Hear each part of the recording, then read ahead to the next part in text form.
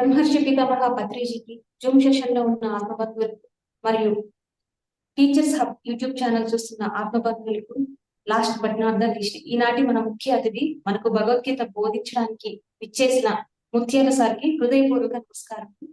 So మనది ఈ రోజు మన భగవద్గీత సెషన్ స్టార్ట్ అయ్యి ఇది సెకండ్ డే. నిన్న మనం భగవద్గీత సెషన్ లో భాగంగా సాంఖ్యయోగం అంటే సాంఖ్యయోగంలో ఏం తెలుసుకున్నాం?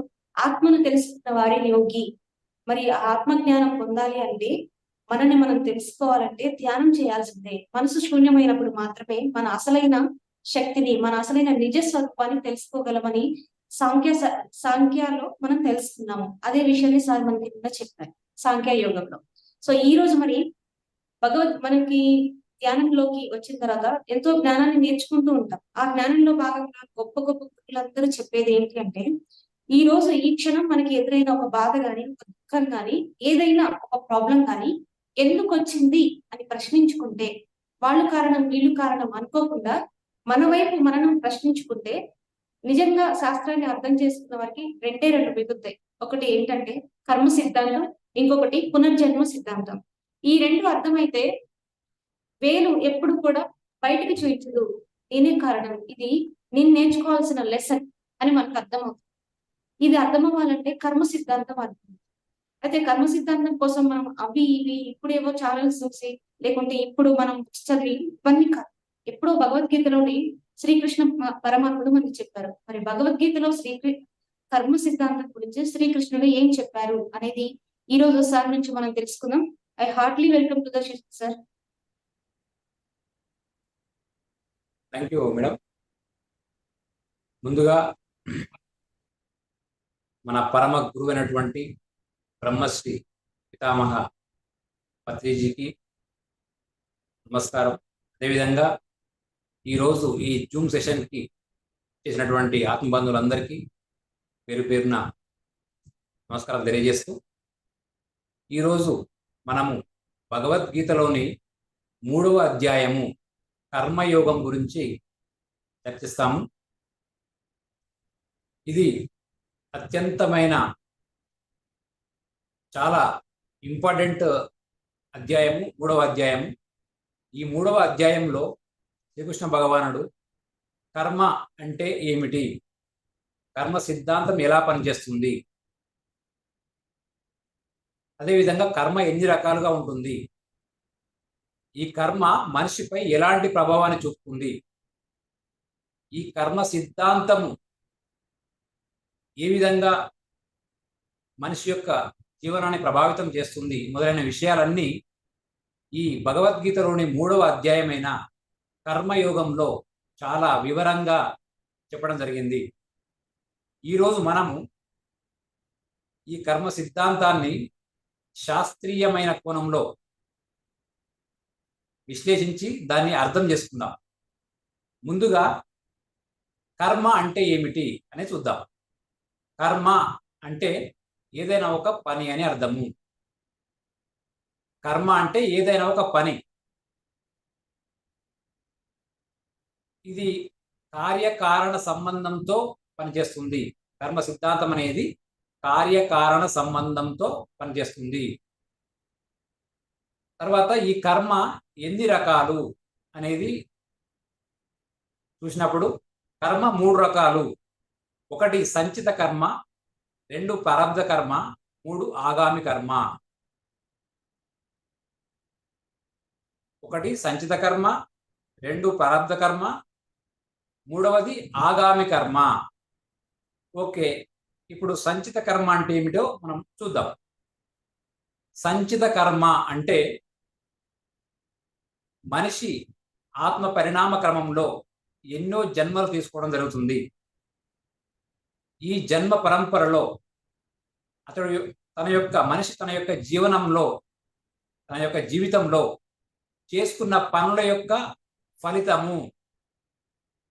ఉదాహరణకు ఒక వ్యక్తి గతంలో 100 జన్మలు తీసుకున్నాడు అనుకుంటే, ఆ 100 జన్మల్లో అతను చేసుకున్న పనుల యొక్క ఫలితము సంచిత కర్మ అని చెప్పవచ్చు. అంటే గత జన్మల యొక్క పనుల ఫలితము ఏదైతే ఉందో అది మంచి కావచ్చు, చెడు కావచ్చు.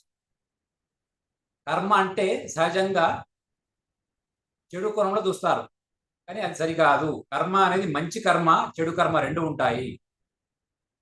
అందువలన సంచిత కర్మ అంటే గతంలో మనం చేసిన పనుల యొక్క ఫలితము, అది సంచిత కర్మ. నెక్స్ట్ రెండవది ప్రారబ్ధ కర్మ. ప్రారబ్ధ కర్మ అంటే ఈ యొక్క జన్మలో ఆ సంచిత కర్మల్లో ఉన్నటువంటి కొంత భాగాన్ని తీసుకొని ఈ జన్మలో ఆ కర్మని అనుభవించడానికి మనం తీసుకున్నటువంటి కర్మను ప్రారబ్ధ కర్మ అంటారు. ఉదాహరణకు గత జన్మల్లో 100% కర్మ ఉందనుకుంటే ఈ జన్మలో కేవలం ఒక 5% కర్మ ఈ భూమి అనే గ్రహం మీద అనుభవించడానికి మనం తీసుకొని రావడం జరుగుతుంది. దీన్నే ప్రారబ్ధ కర్మ అంటారు. నెక్స్ట్ మూడవది ఆగామి కర్మ. ఆగామి కర్మ అంటే ఈ జన్మలో ఇప్పుడు మనం చేస్తున్నటువంటి పనుల యొక్క ఫలితము, అంటే ఈ క్షణము మనము ఏదైతే పనులు చేస్తున్నామో దాని యొక్క ఫలితాన్ని ఆగామి కర్మ అని ఈ విధంగా 3 రకాలుగా కర్మ ఉంటుంది.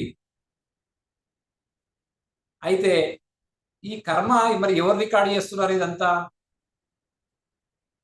ఇప్పుడు మనం బయట చూస్తాము, సీసీ కెమెరాలు ప్రతి దాన్ని రికార్డ్ చేసి మనకు దాన్ని చూసుకోవచ్చు, ఈ టైంలో ఇక్కడ ఏం జరిగింది అనేది.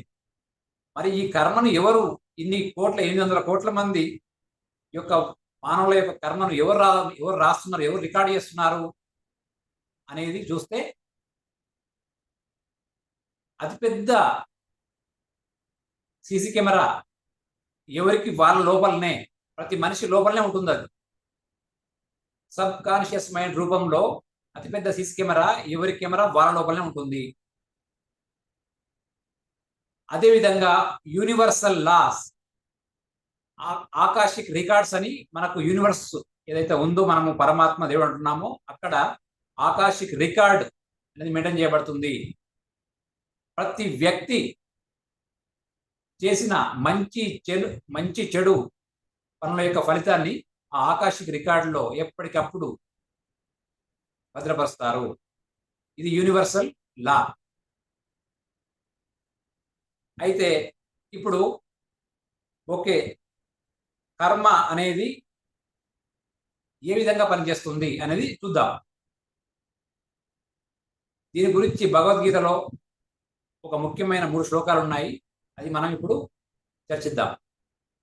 కర్మణ్యే వాదికారస్తే మా ఫలేషు కదాచన మా కర్మఫల హేతుర్ మాతే సంగోస్త కర్మని.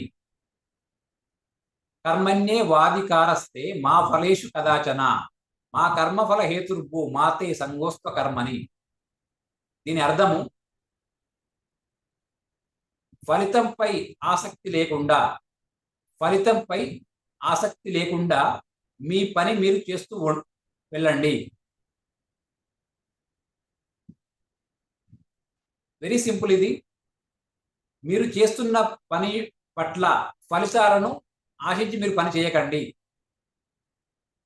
మీకు పని చేయడానికి మాత్రమే హక్కు ఉన్నది, దాని ఫలితంపై మీకు ఎలాంటి హక్కు లేదు. అలా అని మీరు కర్మలు చేయడం మానవద్దు అని దీని అర్థం. ఎందుకు ఫలితంపై ఆసక్తి లేకుండా ఎందుకు పని చేయాలి అది చూద్దాం. ఎప్పుడైతే మనము ఫలితంపై ఎక్కువ ఆసక్తి, ఎక్కువ ఇంట్రెస్ట్ చూపి ఆ ఫలితం మీద ఇంట్రెస్ట్ చూపి చేస్తుంటే ప్రస్తుతం మనం చేస్తున్న పని పట్ల పూర్తి శ్రద్ధను ఉంచలేము. పూర్తి శ్రద్ధతో పని చేయకపోవడం వల్ల ఆ పని యొక్క ఫలితం మారిపోతుంది. అందువల్ల పని చేస్తూ పోండి. మీరు సరిగ్గా పని చేస్తూ పోతే దాని ఫలితం ఆటోమేటిక్గా వస్తుంది. ఫలితం కొద్దిగా ఫలించినా, మధ్యస్థంగా ఉన్నా, పూర్తిగా ఫలించకపోయినా దాని పట్ల మీకు ఎలాంటి రైట్ లేదు అని దీని అర్థం. దీనికి చిన్న ఎగ్జాంపుల్ తీసుకుందాం. ఒక రైతు వరి పంటను వేస్తే ఆ విత్తనాల కానించి, ఆ భూమి దుక్కి దున్నడం కానించి, విత్తనాలు చల్లడము అవన్నీ చేసుకుంటూ 5 నెలల తర్వాత ఆ పంట చేతికి రావడం జరుగుతుంది. ఇలా విత్తనం వేయగానే పంట రాదు. ఇంత 5 నెలల కాలం టైం తీసుకుంటుంది. అదేవిధంగా ఏదైనా ఒక ఉద్యోగం రావాలంటే ఒక విద్యార్థి చిన్నప్పటి నుంచి దాదాపు 20 సంవత్సరాల పాటు విద్యను అభ్యసించి ఆ తర్వాత కాంపిటీషన్ ఎగ్జామ్ రాసి ఒక ఉద్యోగాన్ని సెలెక్ట్ కావడం జరుగుతుంది. మరి అక్కడ ఫలితం రావాలంటే 20 సంవత్సరాల టైం తీసుకుంది. ఈ విధంగా మీరు చేస్తున్న పనిని సరిగ్గా 100కు 100% వర్తమానంలో ఉండి ఆ పని పట్ల త్రికరణ శుద్ధితో చేస్తున్నప్పుడు దాని ఫలితము 100% వస్తుంది. ఇది యూనివర్సల్ ఫార్ములా. కానీ ఇప్పుడున్న సమాజంలో చేస్తున్న పని పట్ల శ్రద్ధ లేకుండా దాని యొక్క రిజల్ట్ పైన ఎక్కువ మక్కువ, తొందరగా వచ్చేసేయాలి. ఏ విద్య అయినా తొందరగా వచ్చేది, అన్ని అర్థమైపోవాలి, ఎమ్మటే తొందర రావాలి అన్ని. ఏ పని చేయకూడదు, డబ్బులు రావాలి, ఎక్కువ లాభాలు రావాలి, ఎక్కువ పంటలు రావాలి అని ఎంతో మంది రసాయనిక ఎరువులు చల్లి భూమిని నాశనం చేస్తున్నారు. ఎందుకు? ఎక్కువ పంట వస్తే ఎక్కువ డబ్బులు వస్తాయి. ఈ విధంగా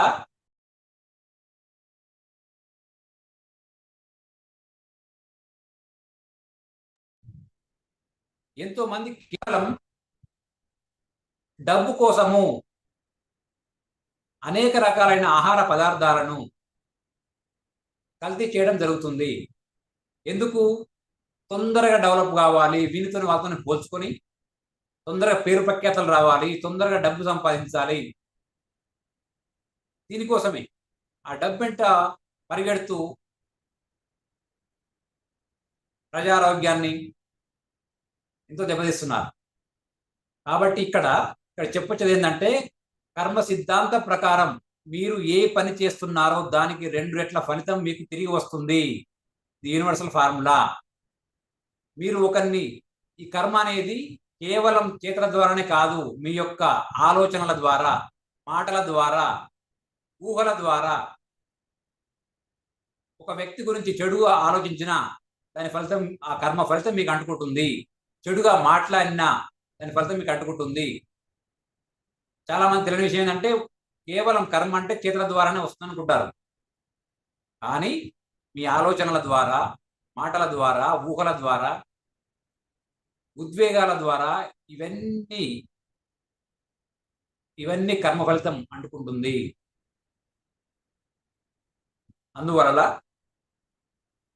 అందుకని ఇక్కడ ఏం చెప్తున్నాడు? మీరు చేస్తున్న పని పట్ల వర్తమానంలో ఉండి పూర్తి శ్రద్ధతో, త్రికరణ స్థితితో చేస్తున్నట్లయితే దాని ఫలితం 100% వస్తుంది. దీనికి ఇంకో చిన్న ఎగ్జాంపుల్. ఇప్పుడు భారతదేశానికి స్వాతంత్ర్యం రావడానికి మొదట బీజం పడింది 1857 సిపాయిల తిరుగుబాటు. 1857లో సిపాయిల తిరుగుబాటు కానించి ఉద్యమం మొదలై అది చివరికి 1947లో స్వాతంత్ర్యం తీసుకొచ్చేదాకా ఎంత టైం పట్టింది? 90 సంవత్సరాలు పట్టింది. మరి 1857లో ఆ మంగల్ పాండేతో స్టార్ట్ అయిన ఈ ఉద్యమము, ఆయన ఆ రోజు అనుకోలే, నా పని నేను చేస్తున్నాను, నా భారతదేశాన్ని ఆక్రమించిన వాళ్ళకి ఫైట్ నేను చేస్తా, దీని రిజల్ట్ ఓకే, ఏ విధంగానూ ఉండనియండి, నా పని నేను చేస్తా అని అక్కడ స్టార్ట్ చేసిన ఆయన. దీంట్లో ఎవరు కూడా ఫలితం ఎప్పుడు వస్తుంది, రేపు వస్తుందా, ఎల్లుండి వస్తుందని ఆలోచించలేదు. వాళ్ళ పని వాళ్ళు చేస్తూ వెళ్ళారు. చివరికి 1947లో భారతదేశానికి స్వాతంత్రం రావడం జరిగింది. ఈ విధంగా ఎన్నో ఎగ్జాంపుల్ చెప్పొచ్చు. కర్మ సిద్ధాంతం అనేది అత్యంత సులభము. ఇక్కడ బాగా గుర్తుంచుకోవాల్సిన విషయం ఏంటంటే, వెరీ సింపుల్. మీరు మంచి చేసినా చెడు చేసినా దాని యొక్క ఫలితము 2 రెట్లు మీకు తిరిగి వస్తుంది. అది ఎప్పుడు అంటే దానికి టైం లిమిట్ లేదు. కొన్ని రోజులు జరగవచ్చు దాని ఫలితము, కొన్ని సంవత్సరాలు పట్టవచ్చు, కొన్ని జన్మలు పట్టవచ్చు. అది యూనివర్సల్ ఫార్ములా. దానికి నిర్దిష్ట సమయం లేదు, కొన్ని గంటలు కూడా జరగవచ్చు. అందువలన కార్యము కారణం, కారణము చేత కార్యం. ఇప్పుడున్న మీ యొక్క పరిస్థితి ఇంతకుముందు మీరు చేసుకున్నటువంటి కర్మల ఫలితము. పూర్వజన్మ కృతం పాపం వ్యాధి రూపేణ పీడ్యతే. ఈ జన్మలో వంటి అన్ని జబ్బులే ఉన్నాయి అనుకుందాం ఎగ్జాంపుల్. అంతకుముందు ఎంతో పాపకర్మ చేసి ఉంటాడు ఆ వ్యక్తి. ఈ జన్మలో మంచోడై ఉండొచ్చు, ఈ జన్మలో ఎవరికి ఏం చేయలేదు, కానీ గత జన్మల్లో ఎన్నో పాపకర్మలు చేసి ఉంటాడు. దాని ఫలితము ఇప్పుడు అనుభవిస్తుంటాడు. అది మామూలు వ్యక్తికి అర్థం కాదు, కేవలం యోగీశ్వరులకు అర్థమవుతుంది. అతని యొక్క ఆరా చూసిన వెంటనే వాళ్ళకి అర్థమైపోతుంది ఇన్ని జన్మల సారాంశము, ఎప్పుడు ఏం చేసిండు అనేది ఒక యోగీశ్వరులకు వెంటనే అర్థమవుతుంది. మామూలు వ్యక్తికి అర్థం కాదు. అరే ఈ జన్మలో నేను ఎవరికి ఏ పాపం చేయలేదు, ఎవరికి ఏ అన్యాయం చేయలేదు, ఎందుకు నాకు ఇన్ని సమస్యలు, ఇన్ని బాధలు అని దుఃఖిస్తుంటారు. కార్యం ఇక్కడ ఉంది, కారణం ఇంకెక్కడో ఉంది. మామూలు వ్యక్తికి ఆ కారణం తెలియదు. కానీ ఎవరైతే ధ్యానం చేస్తారో, ఎవరైతే మెడిటేషన్ ప్రతినిత్యం గంటలు గంటలు సాధన చేస్తారో వాళ్ళకు ప్రతిదీ అందుబాటులోకి వస్తుంది. ఇప్పుడు మీ పరిస్థితికి కారణం ఎక్కడుంది, మీకు కళ్ళ కట్టినట్లు మొత్తం అర్థమవుతుంది.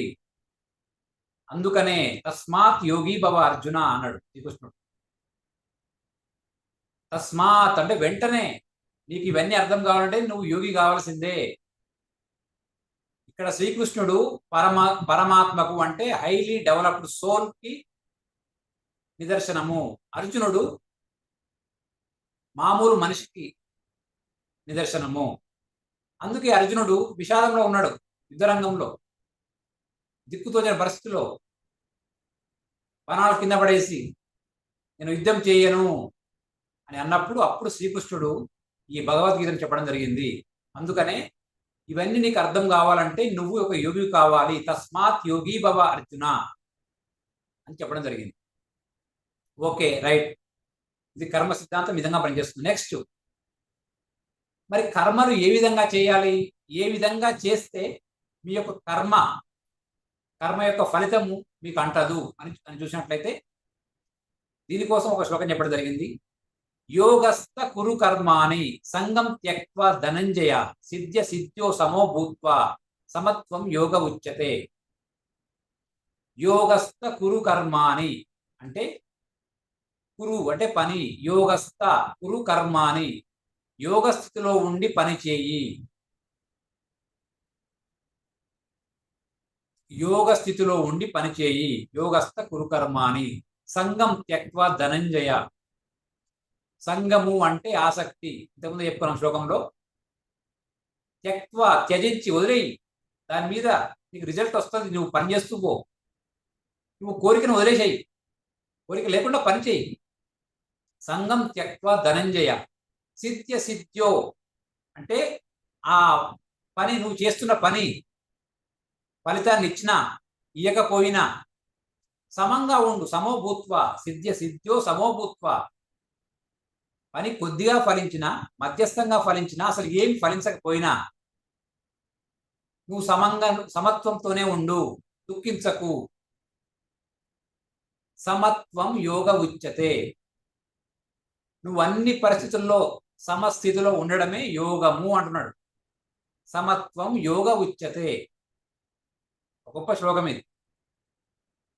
అంటే మీరు పనులు చేస్తూ ఉండి మనిషి యొక్క బాల్య దశలో, యవ్వన దశ, ప్రౌఢ దశ, వృద్ధాప్య దశ, ఇన్ని దశల్లో ఏ దశలో చేయాల్సిన పని ఆ దశలో మీరు చేసుకున్నాడు.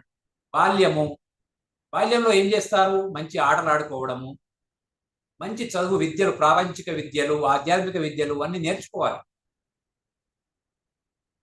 ప్రాపంచిక విద్యలు వచ్చేసరికి ఎన్నో కోర్సులు ఉన్నాయి. డాక్టర్ కావడానికి, ఇంజనీరింగ్ కావడానికి, ఐఏఎస్ కావడానికి. దానికి కావాల్సిన చదువు నువ్వు సరిగ్గా చదివితే రావాల్సిన ఫలితం తప్పకుండా వస్తుంది. మీరు విద్యార్థి దశలో చదువుకోకుండా ఆ టైం అంతా వేస్ట్ చేసి ఆ తర్వాత నాకు ఆ జాబ్ రాలేదు, ఈ జాబ్ రాలేదు, వారిని వీరిని పోల్చుకొని జీవితకాలము దుఃఖంతో బాధపడుతూ ఉంటారు. ఇక్కడ ఏం చేస్తున్నా, అందుకనే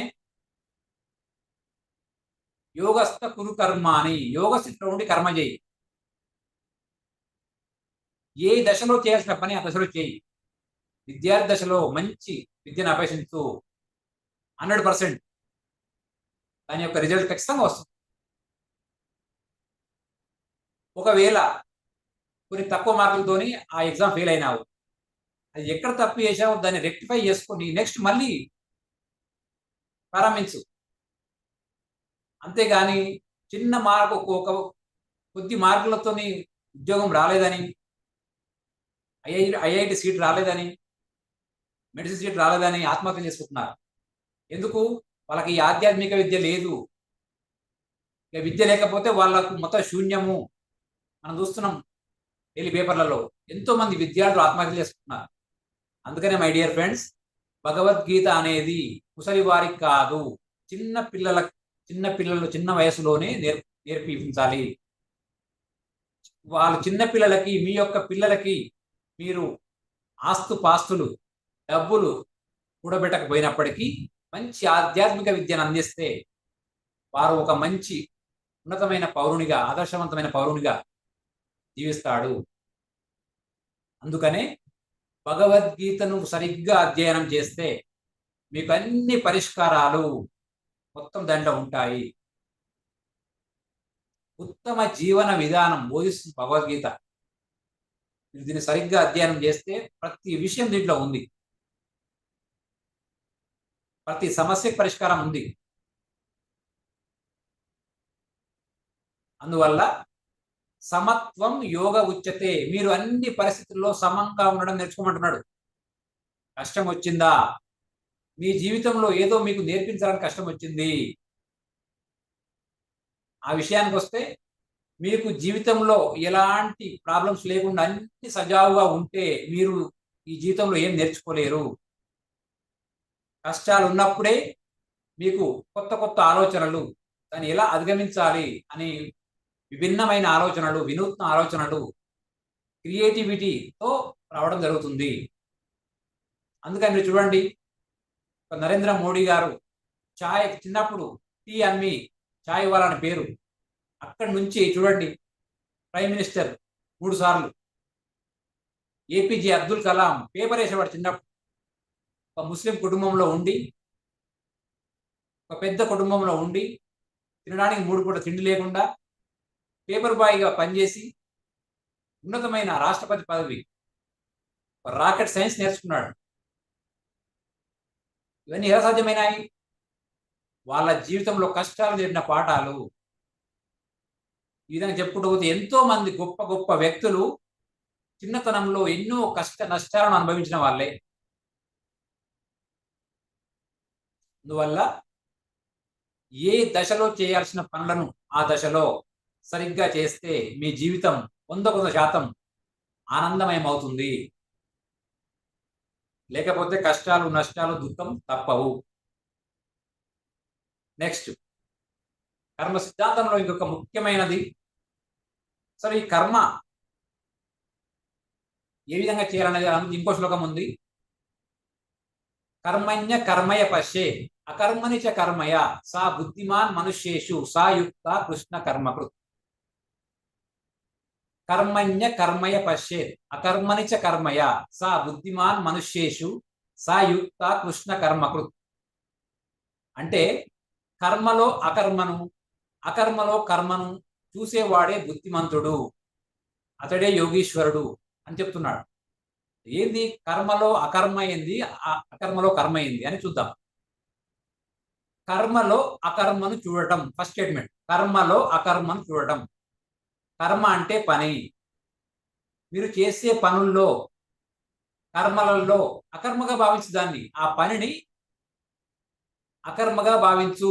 అంటే దీని ఆధ్యాత్మిక అంతరార్థం ఏంటంటే, మీరు చేస్తున్న పనులు ఏవైతే ఉన్నాయో, పొద్దున ఉదయం లేచిన కాడి నుంచి పడుకునే వరకు ఏవైతే పనులు ఉన్నాయో, ఉదాహరణకు ఒక ఉద్యోగి పొద్దున ఉదయం లేచిన కాడి నుంచి అతని యొక్క ఉద్యోగానికి వెళ్ళి మళ్ళీ తిరిగి వచ్చే వరకు అతడు చేస్తున్న పనులన్నీ అకర్మగా భావించు, అవి పనులుగానే భావించకు అంటున్నాడు. అది ఫస్ట్ స్టేట్మెంట్. నెక్స్ట్ స్టేట్మెంట్, అకర్మలో అకర్మను కర్మగా భావించు. అకర్మ అంటే ఏం పని చేయకపోవడం అకర్మ. ఇక్కడ అంతరార్థం ఏంటంటే ఒక యోగీశ్వరుడు తన యొక్క మనసును మొత్తం శూన్యం చేసుకొని ధ్యానం ద్వారా తన మనసు శూన్యం చేసుకొని ఈ ప్రపంచాన్ని మర్చిపోయి తన యొక్క నిజ స్థితి ఆత్మస్థితిలో తనతో పాటు తాను ఉండడమే నిజమైన కర్మగా భావించున్నాయన అని చెప్తున్నాడు శ్రీకృష్ణుడు. అది మాత్రమే నిన్ను ఉన్నతంగా తీర్చిదిద్దుతుంది. నువ్వు చేసే పని ఈ జానడు పొట్ట కోసం నువ్వు చేసే నిరంతరం దేనికోసం అయితే పరిగెడుతున్నావో నీ వెమ్మటి అది ఏమి రావు. నీవు సంపాదించిన ఆస్తులు, భార్య, పిల్లలు, పేరు ప్రఖ్యాతలు, నీ యొక్క హోదా, ఇవన్నీ కొంతకాలం పాటు మాత్రమే మీతో పాటు ఉంటాయి. అవి మీతో పాటు రావు. మరి ఏమొస్తుంది మీతో పాటు? మీరు ఏదైతే ఏ కర్మ చేయకుండా ఒక దగ్గర కూర్చొని ధ్యానంలో ఉండి యోగ స్థితిలో ఉండి మీలోకి మీరు ప్రయాణం చేసి అసలైన నేను ఎవరు, ఈ భూమి మీద రావడం గల కారణం ఏంది, నేను ఎవరు, నా నిజస్థితి ఏంటి అని మీరు రీసెర్చ్ చేసి ఏదైతే తెలుసుకుంటారో అదే నిజమైన కర్మగా భావించు అంటున్నాడు. అదే నిజమైన కర్మ, అదే నీతో పాటు వస్తుంది నెక్స్ట్ జన్మలోకి. మీరు ఈ జన్మలో నేర్చుకున్నటువంటి విజ్ఞానము అనుభవపూర్వక జ్ఞానం మాత్రమే ఇంకో జన్మలోకి క్యారీ ఫార్వర్డ్ అవుతుంది. ఒక మనిషి మరణించినప్పుడు కేవలం భౌతిక శరీరం అనే ఒక పైతొడుగు మాత్రమే ఇక్కడ ఈ భూమి పైన పంచభూతాల్లో కలిసిపోతుంది. అసలైన మీరు ఈ భౌతిక శరీరం కాదు, ఆత్మస్వరూపము. ఆత్మకు చావు లేదు. 2వ అధ్యాయంలో క్లియర్గా చెప్పడం జరిగింది ఆత్మతత్వం గురించి. అసలైన మనిషి అంటే భౌతిక శరీరం కాదు, ఆత్మ చైతన్యము. ఈ భూమి మీద చనిపోయిన వ్యక్తులు ఎవరు నిజంగా చనిపోవట్లేదు. కేవలం పై తొడుగు, ఒక షర్టు తీసి మనం పక్కకు పెట్టినట్టు ఈ భౌతిక శరీరం అనే పై తొడుగు మాత్రమే ఊరిపోతుంది. అసలైన చైతన్యము, అసలైన మీకు, అసలైన మనిషికి మరణం లేదు. అదే ఆత్మ చైతన్యము. ఈ జన్మలో మీరు పొందిన అనుభవ సారాంశాన్ని ఇంకొక జన్మలోకి క్యారీ ఫార్వర్డ్ చేయడం జరుగుతుంది. అందుకనే మీరు చూడండి, చిన్నపిల్లలు ఎంతో జ్ఞానవంతులై ఉంటారు. చిన్నతనంలోనే 5 years లోనే అనర్గళంగా ఎన్నో విషయాలు చెప్పడం జరుగుతుంది. ఎలా? అంతకుముందు జన్మల్లో ఎంతో సాధన చేసి ఎంతో జ్ఞానాన్ని సంపాదించడం జరిగింది కాబట్టి ఈ జన్మలో ఆటోమేటిక్గా యాక్టివేట్ కావడం జరుగుతుంది. ఇదంతా ఎలా తెలుసుకోవచ్చు అంటే భగవద్గీత అనేది ప్రాక్టికల్ సైన్స్. ఎప్పుడైతే ఒక వ్యక్తి నిరంతరం ధ్యాన సాధన చేసి తన లోపలి తను ప్రయాణం చేసి తాను ఆత్మ చైతన్యము అని తనను తాను అనుభవపూర్వకంగా తెలుసుకున్నప్పుడు ఇవన్నీ విషయాలు అర్థమవుతాయి. సామాన్య మనిషి అనుకుంటున్నట్టు మనిషి కేవలం భౌతిక శరీరం కాదు, ఎప్పటికీ ఉండే శాశ్వతంగా ఉండే చైతన్య స్వరూపము. ఆ పూర్ణాత్మ నుంచి ఏదైతే మనం పరమాత్మ దేవుడు అంటున్నామో అక్కడి నుంచి వెలువడిన ఒకానొక అంశ కొన్ని అనుభవాలు పొందడానికి ఈ భూమి అనే పాఠశాలకు రావడం జరిగింది.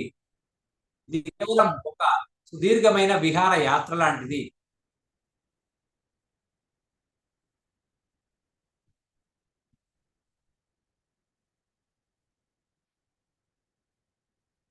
అందుకనే ఈ కర్మ సిద్ధాంతం అనేది చాలా క్షుణ్ణంగా, కర్మ సిద్ధాంతంలో కర్మ ఎలా చేయాలి అనే దాని గురించి చాలా వివరంగా చెప్పడం జరిగింది.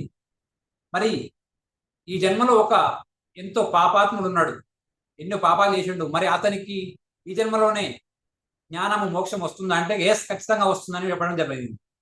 దానికి గొప్ప శ్లోకం ఉంది. ఈ జన్మలో ఎంతో పాపం చేసిన వాళ్ళైనప్పటికీ ఇక నుంచి అవన్నీ ఫుల్ స్టాప్ పెట్టి తన లోపలికి తను ప్రయాణం చేసి తాను ఆత్మస్వరూపం అని ఎవరైతే తెలుసుకుంటారో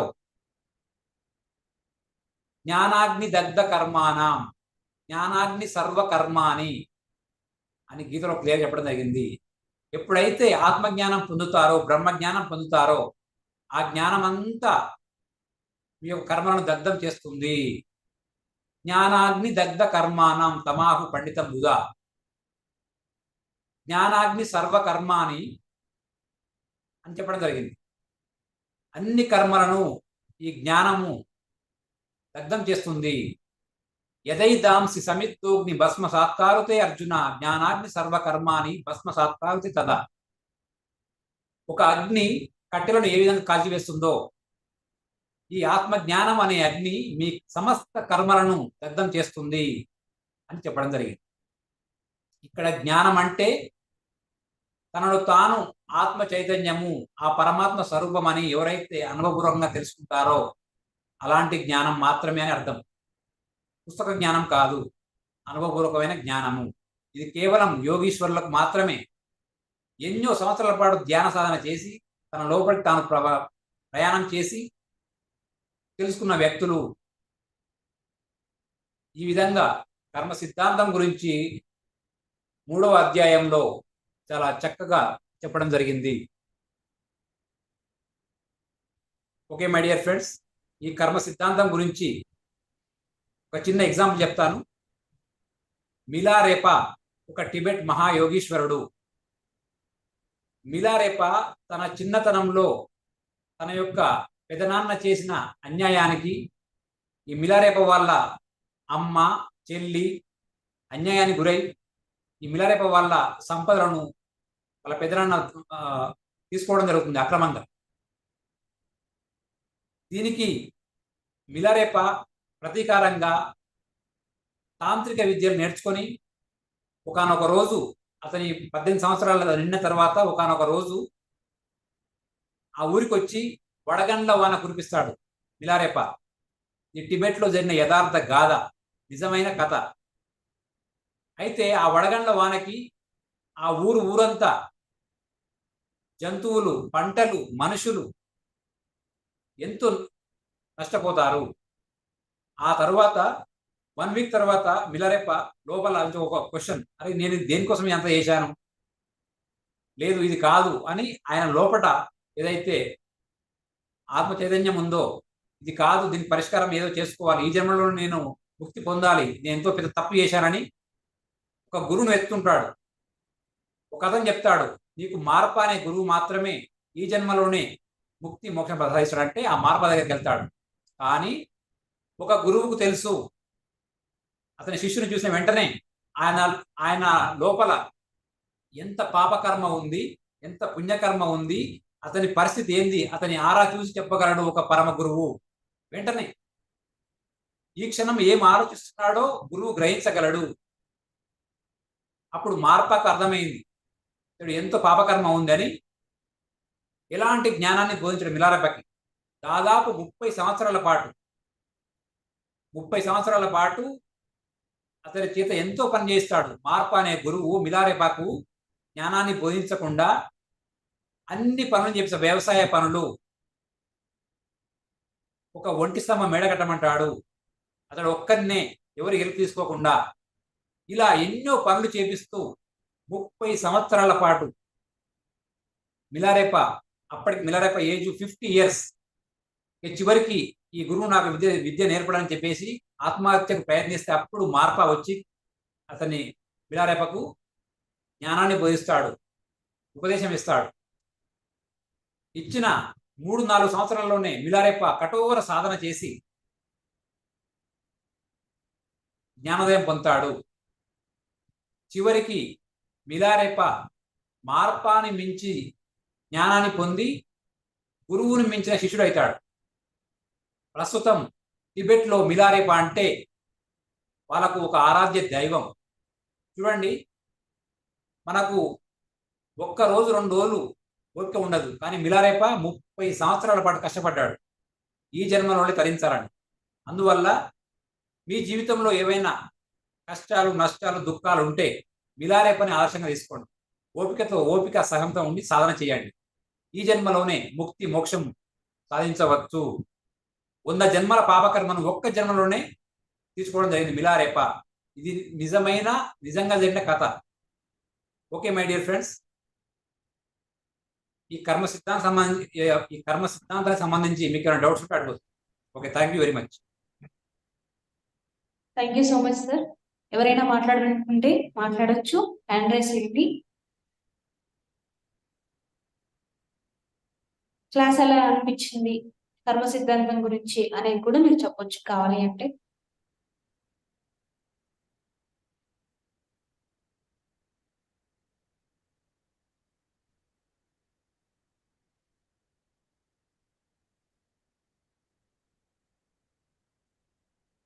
ఓకే సార్, మనం కన్క్లూడ్ చేస్తున్నాం sir. Thank you so much sir.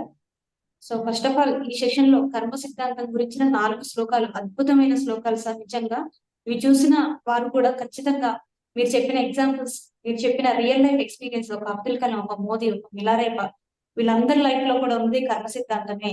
మనం అనుకుంటాం బాధ వచ్చిన ప్రతిసారి, దుఃఖం వచ్చిన ప్రతిసారి మనకి ప్రతి ఒక్కరికి డిపెండెన్సీ అనేది చాలా అలవాటు అయిపోయింది. మీరు అన్నారు కదా, సబ్ కాన్షియస్ మైండ్ లోనే డిపెండెన్సీ ఉంది మనకి. మనం ఒక గురువు పైన, అమ్మ పైన, నాన్న పైన, మనకంటే పెద్దవారు, తెలివైన వారు, జాబ్ ఉన్నవారు అని ఎవరిని అనుకుంటామో వాళ్ళందరి పైన ఆధారపడుతూనే వచ్చాం ప్రతిసారి. అయితే ఇవన్నీ కాదు, సెల్ఫ్ మోటివేషనే బెస్ట్ మోటివేషన్. అసలు సెల్ఫ్ మోటివేషన్ ఎప్పుడు వస్తుంది అంటే కర్మ సిద్ధాంతాన్ని సరిగా అర్థం చేసుకున్నప్పుడు. నేను పనులు ఎక్స్పెక్టేషన్ చేసి ఆల్రెడీ ఈ రిజల్ట్ నాకు రావాలి అని ఫిక్స్ అయ్యి ఆ పని చేశాను. అది రానప్పుడు మనం మళ్ళీ డిపెండ్ అయిపోతుంది. అంటే ఫలితంపై డిపెండెన్సీ. అలా వద్దు అని చెప్పారు. మళ్ళీ ఏంటి మరి ఎలా చేయాలి పని అంటే సమస్థితిలో ఉండాలి. ఇంకొక శ్లోకం అక్కడే ఉంది భగవద్గీతలోనే, డిపెండెన్సీ వద్దు అని. మరి ఎలా ఉండాలి? సమస్థితిలో ఉండాలి. మరి ఎలా ఇది అంటే నీకు జ్ఞానం వస్తే కర్మ తీసేయబడుతుంది, జ్ఞానార్థి దగ్న కర్మాణం అని. ఇంత అద్భుతమైన శ్లోకం. అంటే మనకు మన మోటివేషన్ కోసం పక్కవారిపై కాదు, ఈ గ్రంథం చాలు అని మీరు ఇంత సింపుల్ గా అరటి పండు పెట్టినట్టుగా రియల్ లైఫ్ ఎగ్జాంపుల్స్ తో నిజంగా చాలా అద్భుతంగా చెప్పారు sir. Thank you so much. So ఇది ఫ్రెండ్స్ మన ఈనాటి కర్మ సిద్ధాంతంపై భగవద్గీత కర్మ సిద్ధాంతం గురించి ఏం చెప్తుంది అని. ఈ 3 శ్లోకాన్ని మనం రోజు నిజంగా సార్ చెప్పినట్టు అధ్యయనం చేస్తూ ధ్యానం చేస్తున్న వారికి ఇవి రోజు రోజుకి కొత్తగా అర్థమవుతుంటాయి. ధ్యాన సాధనలో మనకి ఎన్నో ఆన్సర్స్ వస్తుంటాయి, విషయాలు ఇంకా చక్కగా అర్థమవుతుంటాయి. అర్థమైన దాన్ని మన రియల్ లైఫ్ కి లింక్ పెట్టి, ఓహో ఇది నేను ఇలా చేశాను అనమాట, ఈసారి ఎక్స్పెక్టేషన్ ఉంది, ఈసారి నేనేం ఆశించకుండా చేస్తాను, నాకు ఈ విషయ అవగాహన సరిగా లేదు కాబట్టి, జ్ఞానం లేదు కాబట్టి నాకు ఇలా జరిగిందని అర్థం చేసుకునే కెపాసిటీ మనకు పెరుగుతుంది. అప్పుడు మనకు డిపెండెన్సీ అవసరంలా, మనకు మనమే. అంటే నిన్న చెప్పారు కదా, ఉత్తరేదాత్మన ఆత్మన, అది ఎప్పుడు జరుగుతుందంటే ఇవన్నీ చేసినప్పుడే. So thank you so much sir. నిజంగా ఆసమ్ సెషన్ ఈ రోజు అయితే. Thank you so much. ఇది ఫ్రెండ్స్ నాటి మన సెషన్. మళ్ళీ రేపటి సెషన్ లో మళ్ళీ కలుసుకుందాం. నమస్కారం. Thank you sir. ఓకే అమ్మా, థ్యాంక్ యూ.